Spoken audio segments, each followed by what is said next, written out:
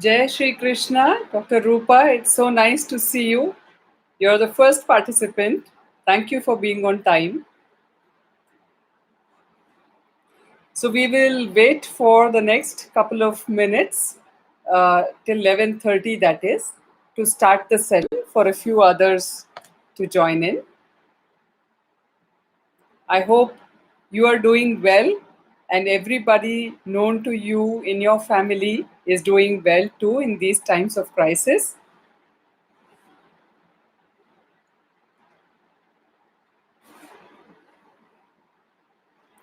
I see two other participants joining in.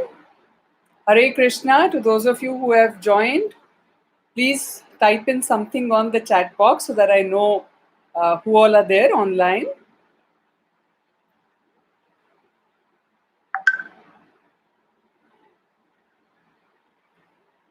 Sunita ji, namaste, Hare Krishna.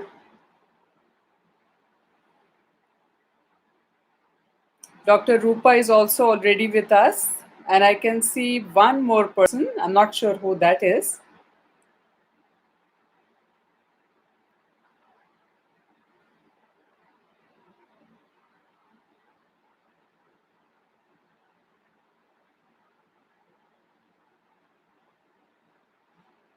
Sunita ji, I also hope everybody back home at your end is safe and this epidemic has not affected anybody. We all should just pray for the world to just get out of this epidemic as fast as possible.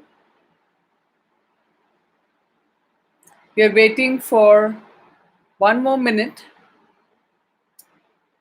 before we go live with our session and get started, I mean.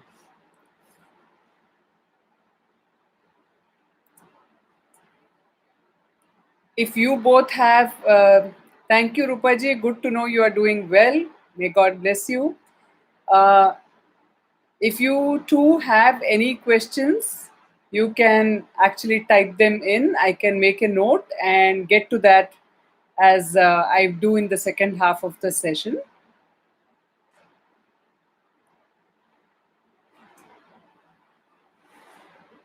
Do you have any suggestions or advice to go about these live sessions any differently than what we are doing now? Because right now, what the format, as you know, we are following is first half an hour. I try to share about some topic that I know you guys are interested in.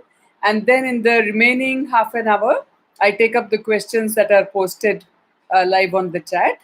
But if there is anything else that you think would be a good idea, please do share and I'll try to incorporate that from the next session.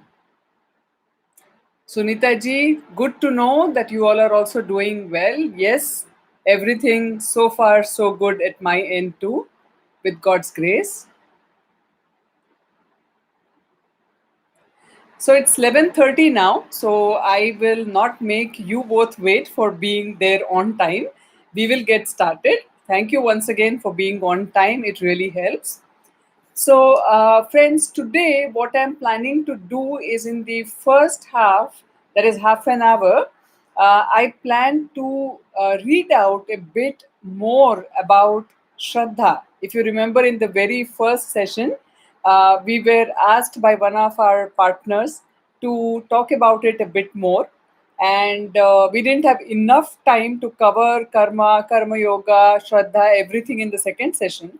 So today I thought, I'll spend a little more time talking about Shraddha because, frankly speaking, that is the first step towards our spiritual journey.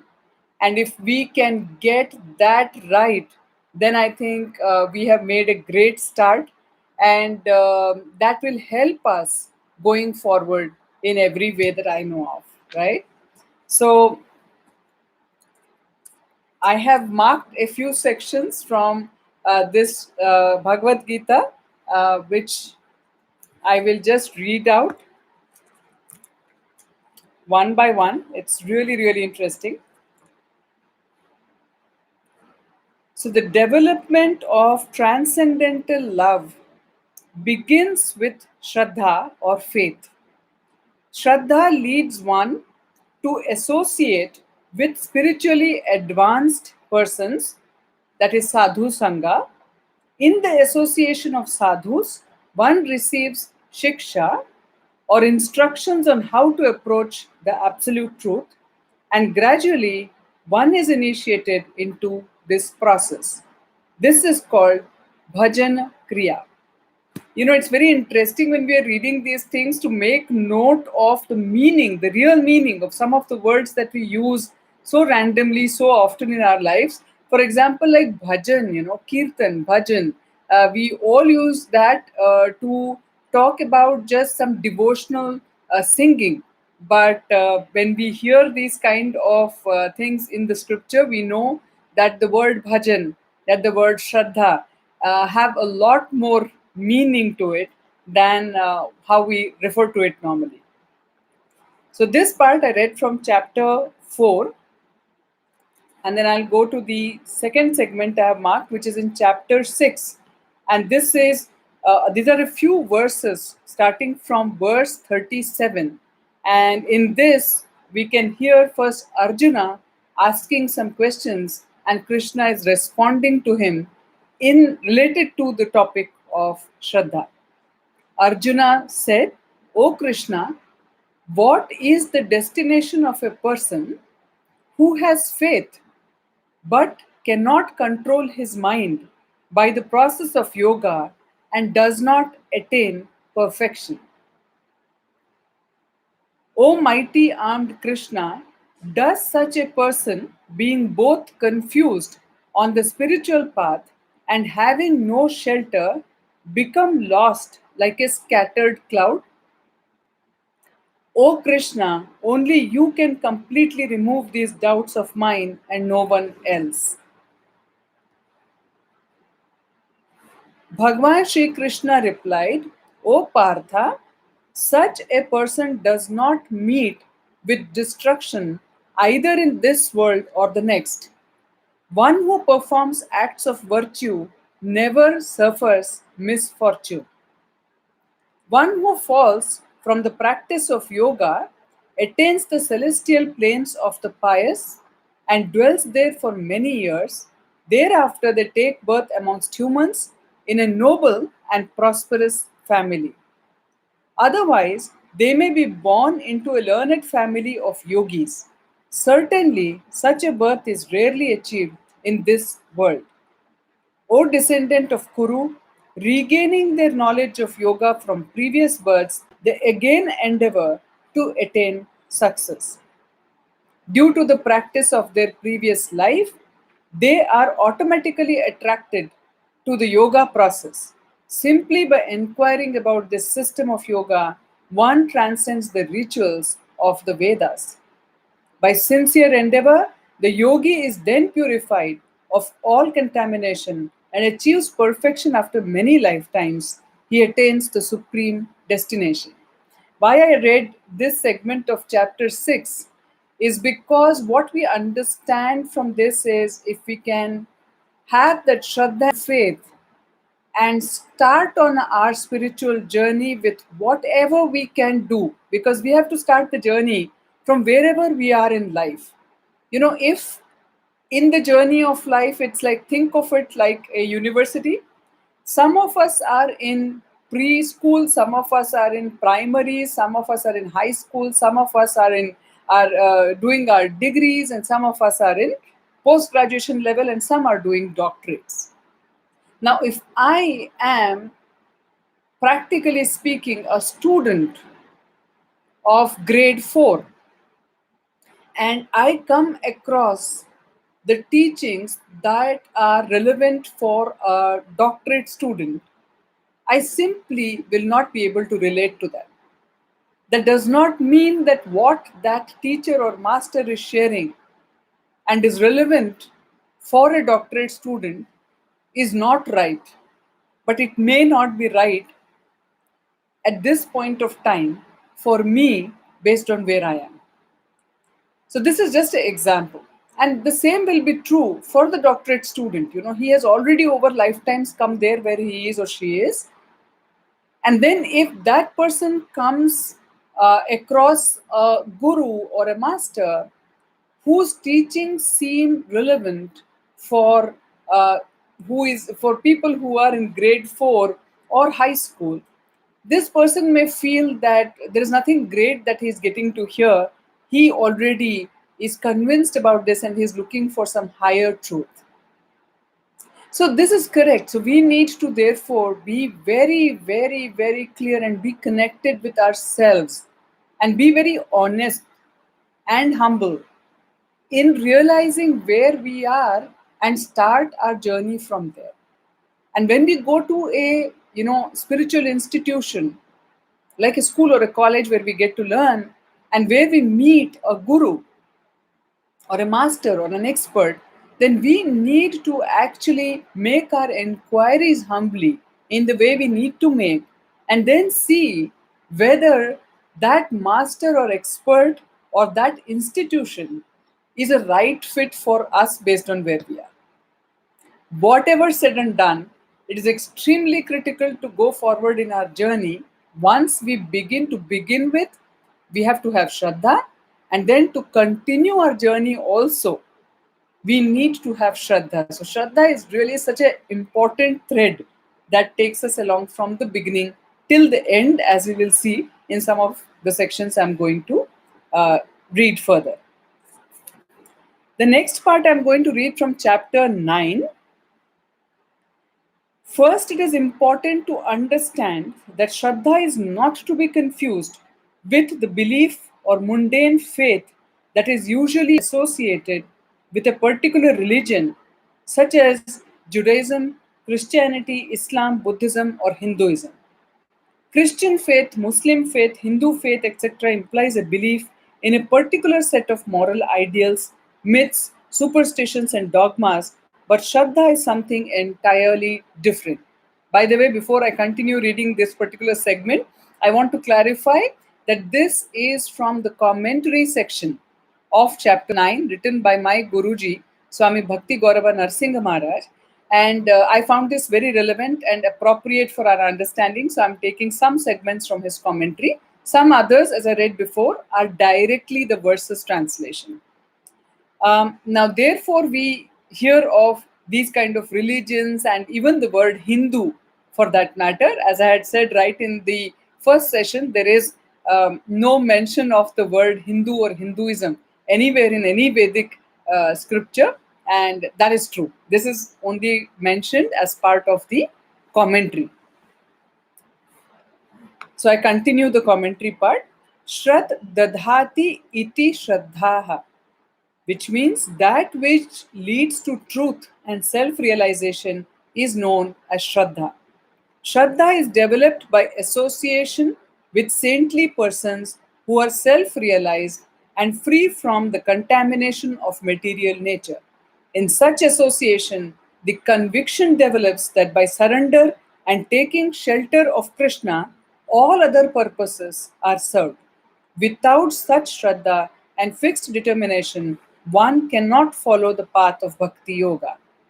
Now, this is, between Sadhu Sangha and Shraddha, it's like a catch 22, the chicken and egg story. So, which comes first? It's like the Guru or our Shraddha, who comes first? Guru or spirituality or interest in spirituality, who comes first? It's the same kind of thing, right? We need Shraddha to have Sadhu Sangha, which leads us to Sadhu Sangha. And with Sadhu Sangha, our Shraddha gets even more strongly established. So, this is what it says. I hope that is making sense to all of you. And if I've understood in my journey so far, in our entire spiritual journey, few most important things are there. One, obviously, is Shraddha. Number two is Sadhu Sangha, which actually helps us continue with our journey, with that commitment, with that Shraddha. Very, very, very important to have that kind of association. In whatever we are doing, we know if we have the right kind of friend circle, association, team, then it's always easier for us to keep ourselves motivated in going forward in our journey that we believe in. But sometimes, even if we believe and we have faith in our journey, whatever area that may be, if we are alone, sometimes our motivation drops and we are unable to continue with our journey. And we get distracted from our real path of belief. And we start, I would say, probably joining in the rat race of the world. So, very important, Shraddha and Sadhu Sangha. So, I'll continue. And now I'm reading directly verses from chapter 12. Arjuna said, "Who is best situated in yoga? Those who constantly glorify you, or those who are situated in your impersonal, imperishable aspect?" So before I go further, friends, I just want to clarify whenever the word impersonal comes, what does that mean? Nirguna, Nirguna avatar, right? So we very briefly touched in our earlier sessions also, and those of you who are following the readings, we have heard this, that there are three ways in which you can realize the Supreme. One is the Brahman aspect, the nirguna, the formless, the impersonal aspect of the Supreme Lord, which is actually his effulgence that is emanating from his Supreme Personality. That also is one kind of realization of the Supreme. The next level is the Paramatma realization, where we come across the real understanding and we have that realization about all of us, everything around us, being a part and parcel of Him, and His self being with all of us in the form of Paramatma. So there is a Jivatma and there's a Paramatma. Many times you would have heard the story about on a tree there are two birds sitting. One is busy eating a fruit, and that's the Jivatma, that's us. And there is one who is witnessing all this, doing nothing, but just there. That is the Paramatma, the part and parcel of the Supreme Lord within each one of us, available to guide us only if we look at Him, if we accept His presence, and actually surrender and ask for His directions, as Arjuna is doing at Kurukshetra. We need to actually talk to our Paramatma and ask for directions, and that Paramatma takes the role of our Chaitya Guru and directs us in going forward in our journey. Um, I continue reading from chapter 12. I'm reading directly from the verse. Bhagavan Sri Krishna replied, "Those who fix their minds upon me, who constantly glorify me and possess great faith, I consider them to be most perfect." Many times we will see people while they're getting up, sitting down, lying down, tired, or whatever, saying, "Ram, Ram, Hare Ram, Hey Krishna, Hare Krishna." Even while greeting each other, people will use Ram Ram, Hare Krishna. But that is like a namabhas. That is like good thing, better than saying something else. You're still remembering the Lord in some form, and at least your tongue is saying His name, and that will have its own benefit. But really, if whenever we are remembering, thinking, praying, reading, or hearing, if we can mix that real Shraddha, then that's the spice that makes it tasty, right? I'll continue the reading now from chapter 13, verse 26. There are also those that do not know these methods, but simply by hearing about Him from others, they engage in His worship because they have faith in what they have heard. They too transcend death. So this is, of course, a communication that is going forward between Arjuna and Krishna. So I'm not going into too much of detail, but wherever they have touched upon the importance of faith, I am just I have just picked that up from here. So basically, what it means is sometimes some of us might find it difficult to follow all the rituals, or we might not be able to understand everything philosophically, or we might not be able to remember, so many things to even have a discussion with anybody. But what is being said here by Lord Shri Krishna himself is, as long as a person has faith, sometimes we see this in probably the best of the devotees. If some of you have had a chance to go to places like Vrindavan, then you will see that there are some, people who are local Vrindavan Vasis, who are like born, devotees. To be born on that dham, I guess they have done lifetimes of some great stuff. And when you see them, they're not educated people. They're not somebody you can sit and talk philosophy to. But they have this Shraddha, this faith that is so strong that probably none of us actually have. And so when they hear from anybody about Lord Krishna, first of all, of course, they are directed to the right people, and they can make out between the right and the wrong. And when they hear, with their simplicity, with their ego kept aside, with their humility, with their bhakti and their shraddha, when they hear something, probably they are able to absorb it a lot more than many of us, who have our egos and intellects blocking our absorption. So that Shraddha is that sponge within us that helps to take what actually our soul needs, right? Chapter 17, I'm reading the verses from verse 1 onwards. Arjuna said, O Krishna, what is the position of those that neglect the rules of the Vedas yet worship with faith? Is such worship considered to be in the mode of goodness, passion, or ignorance? What a beautiful question. I'm sure we all have come across these kind of people in our lives, right?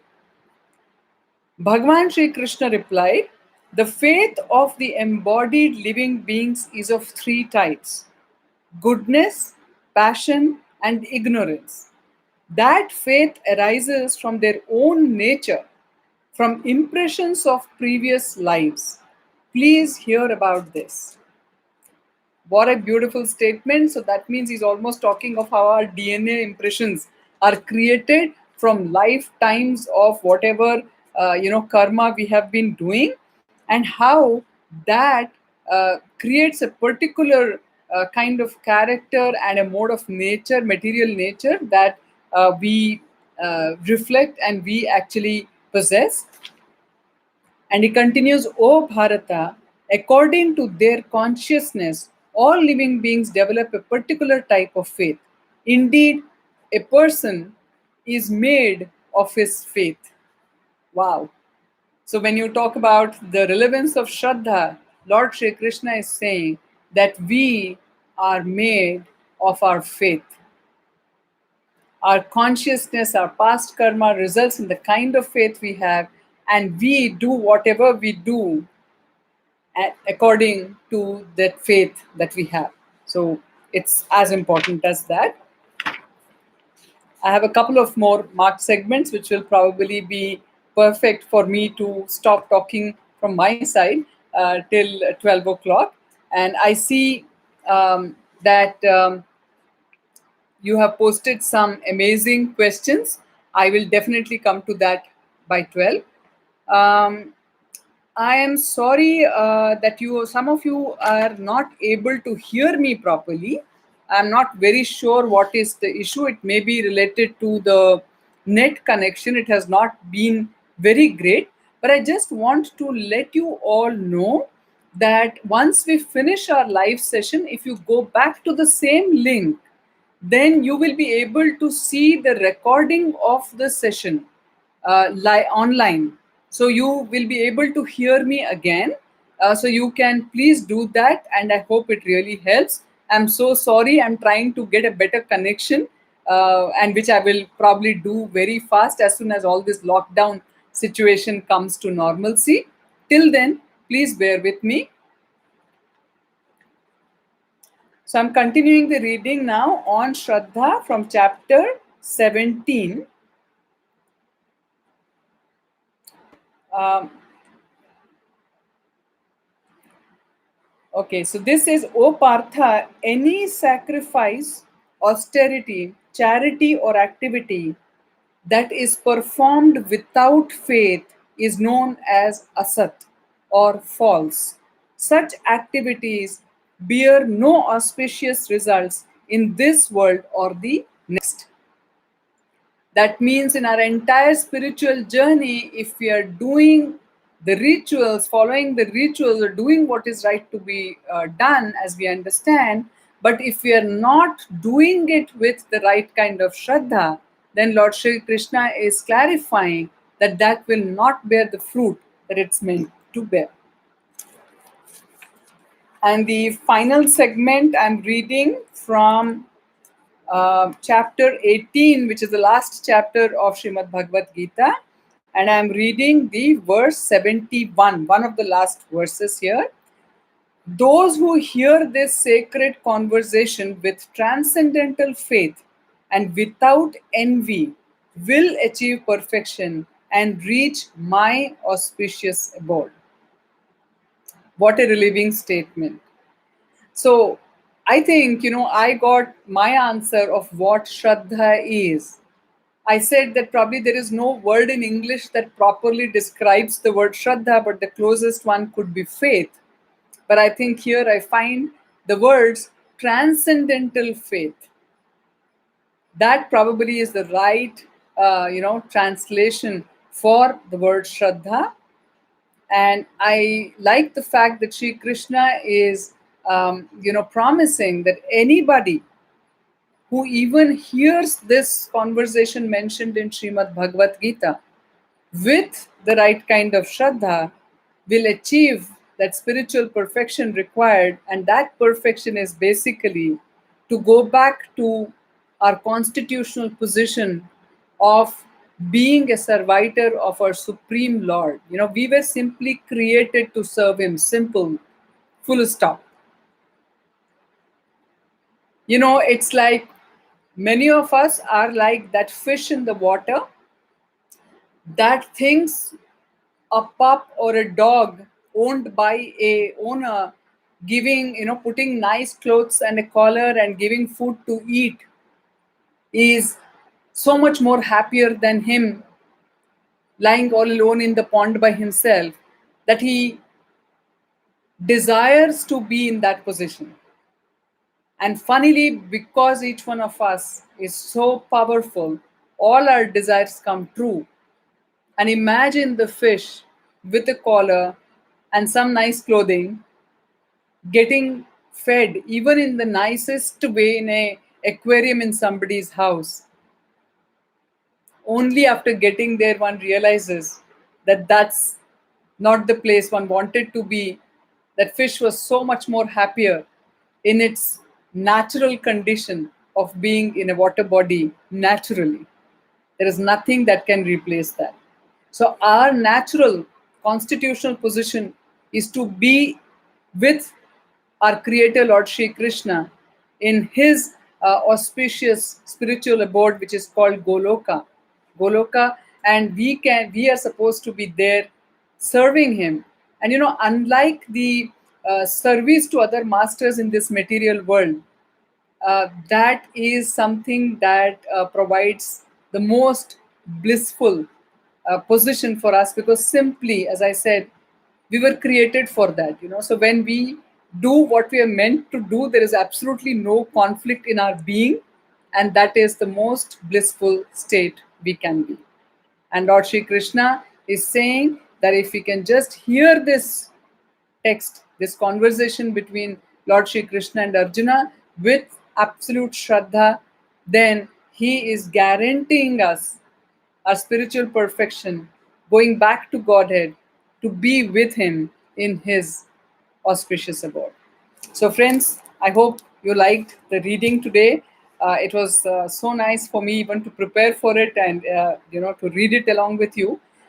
So this is it from me for now on the reading, and I'll now quickly glance over the questions that we have today, and I'll start answering one by one as much as I can. So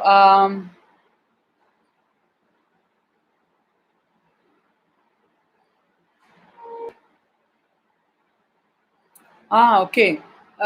Dr. Rupa, your question is how to differentiate between trust and faith, and whether a trust broken many times over can ever be healed, between some of the closest relations. So, funnily, what this makes me think of is we all know it by experience that at one level we feel the closest relations we have are our blood relations. There can be nobody who can get closer than that. And there are times in our life when we do see an evidence of that.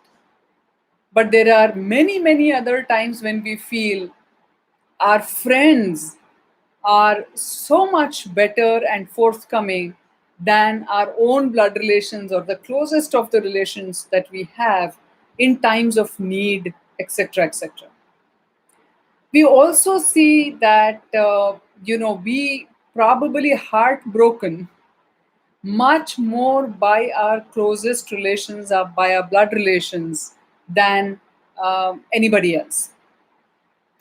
Now, let's understand trust. Okay, trust is a bit, according to me, it's conditional. It's more of a emotion of this material world. I expect something from you in a relationship, and if you fulfill that, then I have trust in you. If you act any differently, then I lose my trust in you. If you do things against what I expect, I think you are uh, being not good or being bad towards me. Um, so, trust seems to be revolving around certain set of expectations that we have with somebody else or a particular relationship. So when you talk about, the hurt, trust, all these things are related. And I believe that, forgiveness, if you can really practice, then a lot of these things can be healed in spite of coming to a stage where it looks like, there can be no more mending. It can happen. But if you ask me, where should that forgiveness come from? When I was hurt so many times, especially when I needed them the most, how do you expect me truthfully to be forgiving? I may say that, but can I really do it? You know, I believe that actually that possibility comes from absolute humility, and that humility will come when we are able to separate our ego from us. We are born, from the time we are born, I think we have a huge tendency of being very egoistic. Everything revolves around me, my feeling, my comfort, and we see the whole world with those eyes and those filters, if I may say. When we see the same thing happening to somebody else, have you seen how nicely we can advise them about how they should look at it, and from different angles, and how we come up with some wonderful solutions for them? But when the same thing happens to us, then we seem to get blinded with our own emotions. And this is natural till we actually work on it. Not easy, Dr. Rupa.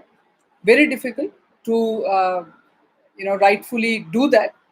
But also, all kind of mending has to happen from both sides. Unless you can reach a stage where truly You understand that when you get hurt, or when you say that I lost trust or something like that, we give a lot of value to somebody who doesn't deserve that, and we give a lot of power to that person to control our lives, our feelings, our emotions. The day we really realize that it's not about knowing. I'm sure we all know the difference between knowing and realizing. The day we can realize the difference, and if we can practice being in that consciousness and that awareness, that we are a spiritual being, we are here for a much greater purpose than we know. We have lots to do in that area. Our true friend, guide, philosopher, lover, even, is none other than our supreme creator. Everybody else in our life comes either just to facilitate something or to teach us a lesson. Seriously, right? And also is a part of our karmic reaction.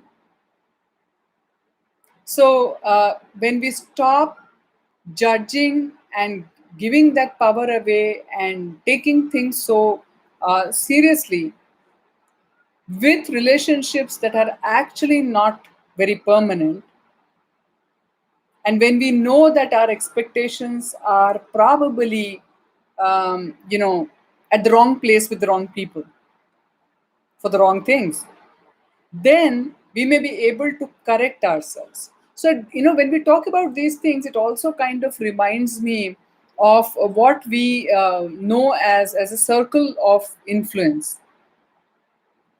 So even when we know what is hurting us, even a traffic jam may hurt us, even a bad ruler or a politician may hurt us, or a bad adult around us may help us. A bad boss may actually be causing a lot of harm to us and lot of pain to us. But the solution lies only within us. How we perceive those things, how we change our perception towards those things, and how we are able to get away from everything that is unnecessary and go with the right priorities in life, with a very meaningful, making life itself a very meaningful and purposeful journey now. Otherwise, there is no end to this janjal, as they say, the whole entanglement of this material world. Today I'm happy with somebody, tomorrow I'm unhappy, my trust is broken, my expectation is not met, that person hurt me, she did that, he did that. Best is, how can we strengthen ourselves? How can we give power to our own spiritual soul to guide us and lead our story, and take away a bit of the power from our mind that is so calculative, so judgmental, filled with expectations? We say in this life, as we know, a mother's love is the most unadulterated form of love there can be. She loves her children irrespective of whatever they do. She's all giving. There is nothing she expects. True to a large extent, but 100%? Uh-uh. 100% of that, friends, we can see only in our Supreme Being. He's expecting nothing from any of us. He wants to see all of us happy. He has provided everything for our comfort. He has given us a free will to choose where we want to be, what we want to be doing. He allows us complete freedom to go through whatever we have chosen to go through. He allows us to learn our lessons the way we are ready to learn our lessons. Even if we look away from him, he is just there alongside. unseen, unheard. But the moment we even think of him, he just appears like that in our life and takes control. He takes control, he guides us only if we want him to. Arjuna had to request and beg his friend Sri Krishna, his cousin, to take the role of a guru, knowing well that he was the Supreme Lord, and surrender himself at his feet to get his life directed by Sri Krishna. When Sri Krishna could simply tell him, Arjuna, stop this, stop thinking, stop being confused, just do this, whether it makes sense to you or not. Don't worry about what will happen because of your action, simply because you are following my instruction. He is there, Lord is there to guide each one of us, provided we allow Him to. Most of us are so busy with our own chatter, and we are so busy with the world outside us. We have crowded, our life so much that we are unable to hear Him anymore. And He's become very quiet.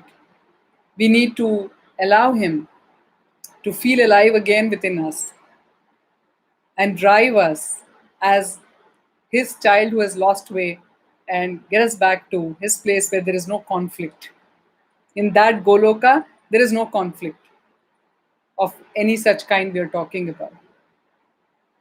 I hope, Dr. Rupa, this did give you some answer to what you were asking.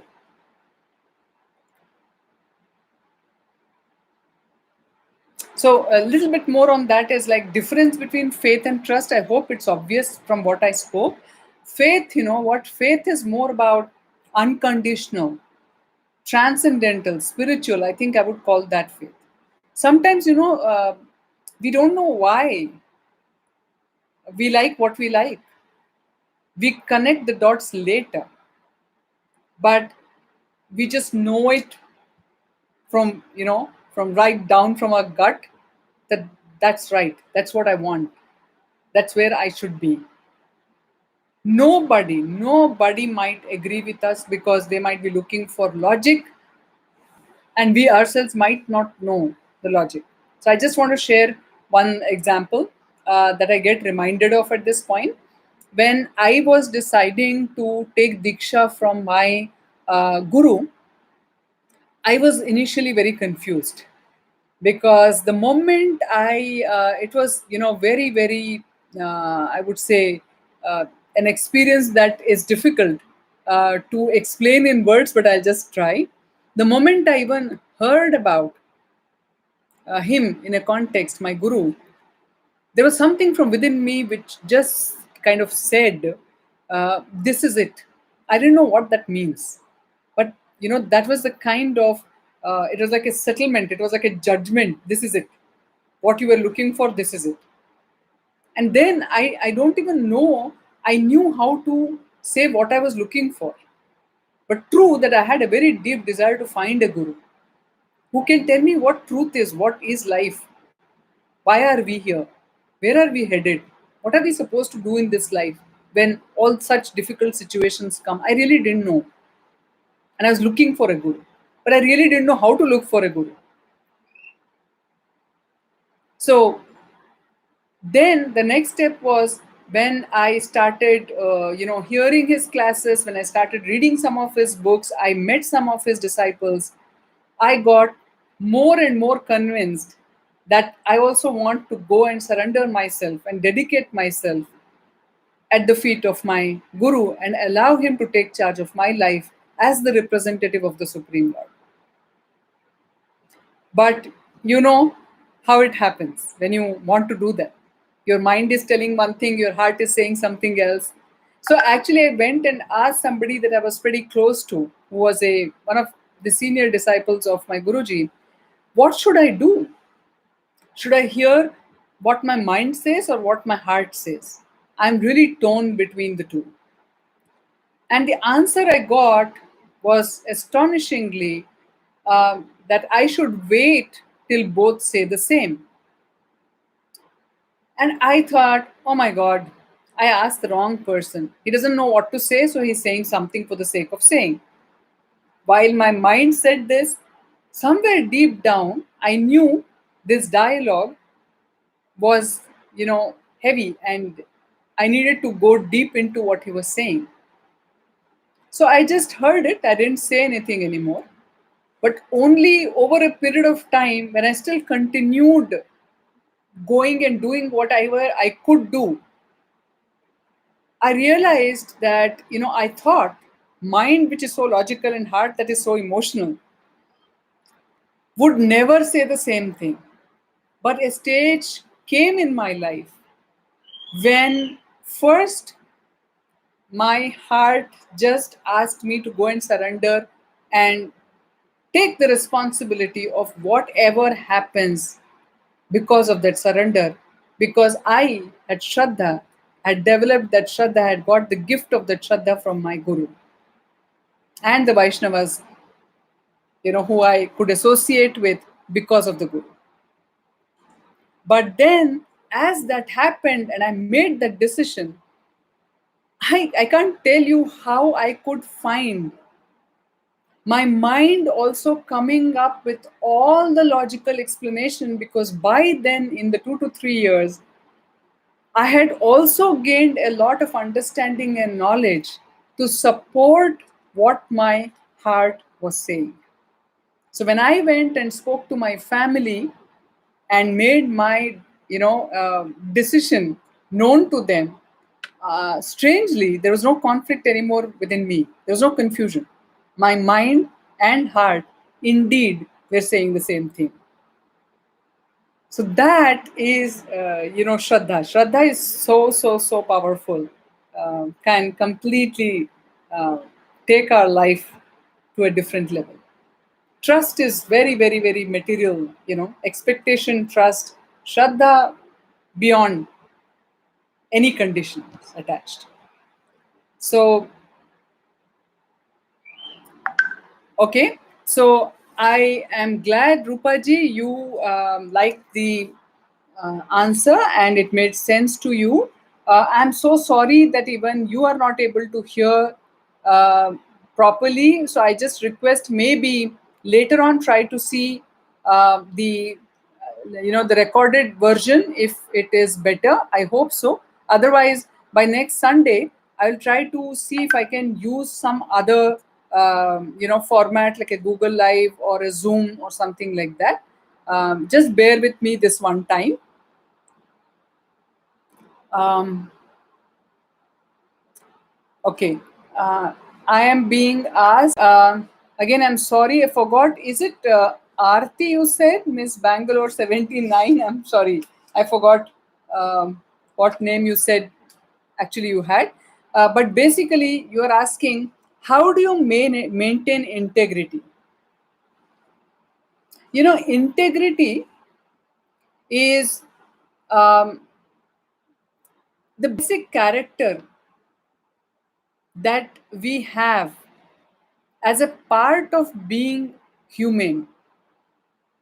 But like everything else, our intellect, our integrity also gets contaminated when we are in touch with this material universe lifetime after lifetime. Everything gets contaminated. It is like, in simple terms, a child may be born very pure. Suppose it's its, first birth, very pure. But then, because of the association that he or she finds in this world, from the time he associates or she associates with the closest of the relations to the society, the things that are being told to us shapes us the way we are. We act according to that. We all have a tendency to try and fit in the environment where we belong. And this can be seen in the best possible way in a teenager. What all kind of stuff we all have done or today's teenagers do just so that they can fit in along with their peer group. So whatever is the trend, we want to all be a part of it and stuff like that. Very few of us are able to stay away from it because we have got clarity as to who we are, and we want to maintain that personality of ours, and we are proud of who we are, and not wanting to get swayed by the different things that we come across. I would say if you feel that integrity is something that you have, but the world around you sometimes is kind of forcing you to move away from your integrity, then that is a time when you have to make the hard choice. Do you want to be in the rat race and be like everybody else, or you want to go the path less traveled, difficult path, lonely path, but a path of goodness and beyond? Which one do you want to take? Easy one, of course, is to simply do what others are doing. Everybody is taking a bribe, how can I not take? Everybody is giving a bribe, how can I not give? Everybody is breaking rules, how can I live without breaking rules? To tell you very frankly, this is not just theory. I know it's very, very difficult to do what I'm saying we should be doing to maintain our integrity. It's a hard decision. It needs a lot of courage, actually. But I say that with a lot of conviction because in my lifetime, I have faced these situations plenty of times, as if, God is trying to test me and my integrity, because without integrity, there is no entry for any of us in this whole spiritual realm. But we don't have to think that we will change ourselves overnight, but the fact that the thought has come that I don't want to leave my integrity, I want to keep my integrity, is important, and we could start making taking some steps that we can, and slowly, as we have the courage, take the bigger steps. Frankly, when you have integrity, the question doesn't arise where you belong. Only when you try to intellectualize integrity, and that's not something that's coming naturally to you, you have these questions, because you're on the borderline. And that's okay. That's true for many of us.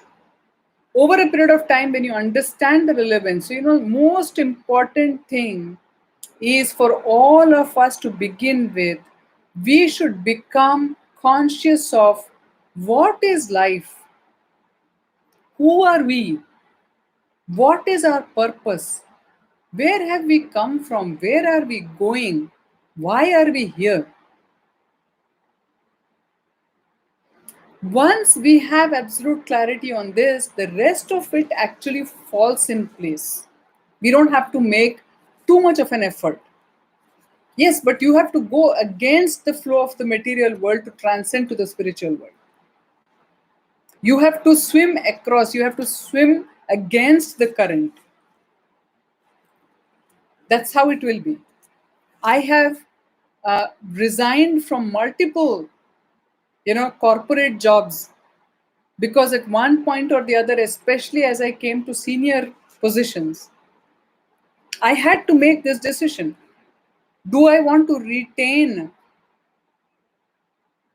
certain values and principles that I've grown up with, and one of them was integrity, or do I want to be like everybody else and call it practical and move on in life?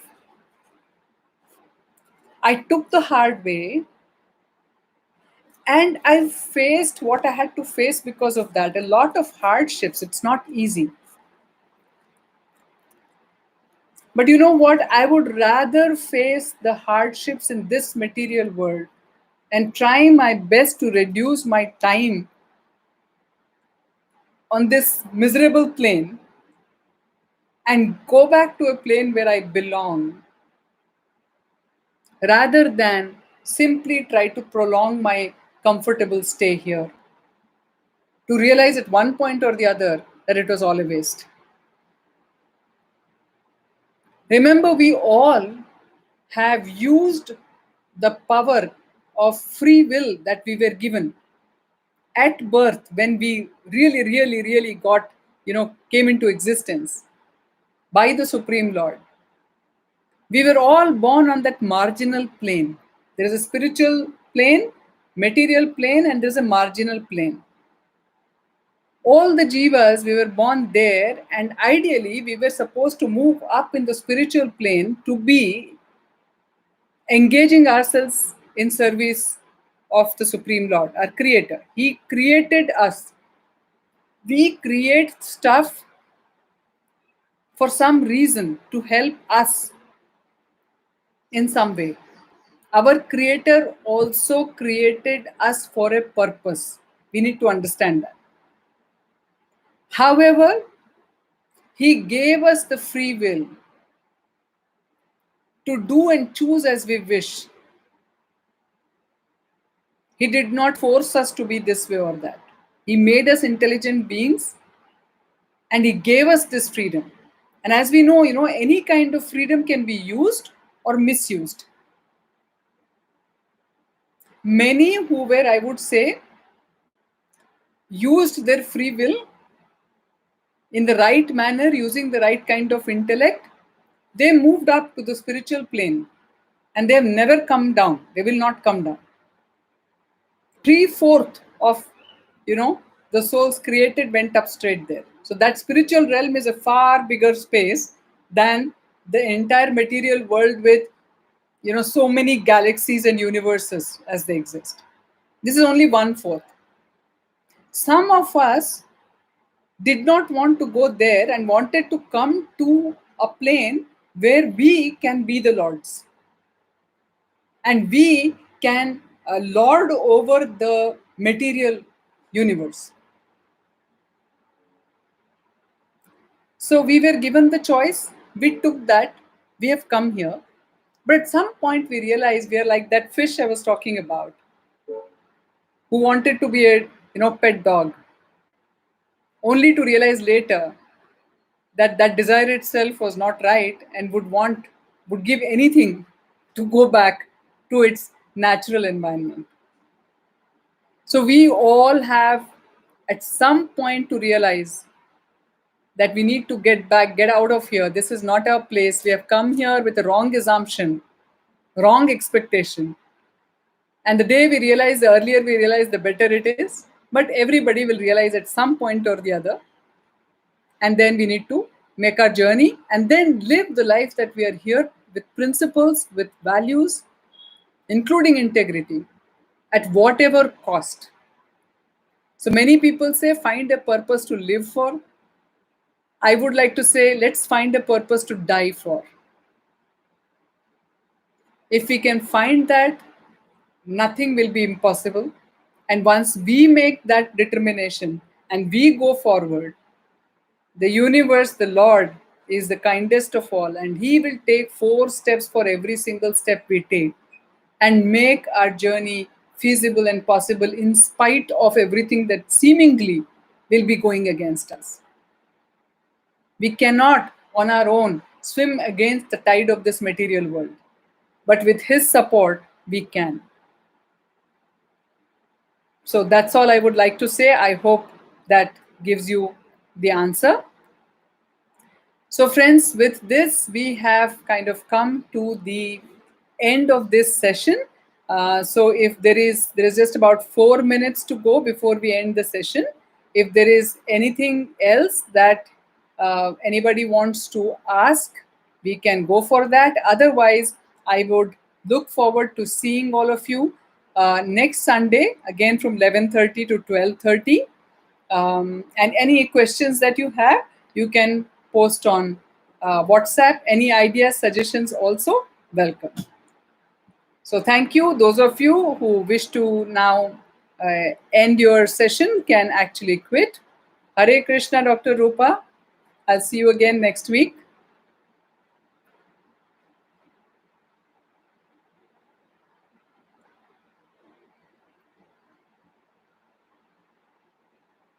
Thank you, Sunita ji. It's my pleasure. And I am learning equally because of the association that you all are giving. I am truly, truly, truly grateful to have this association. Please continue, and I'll see you again next week.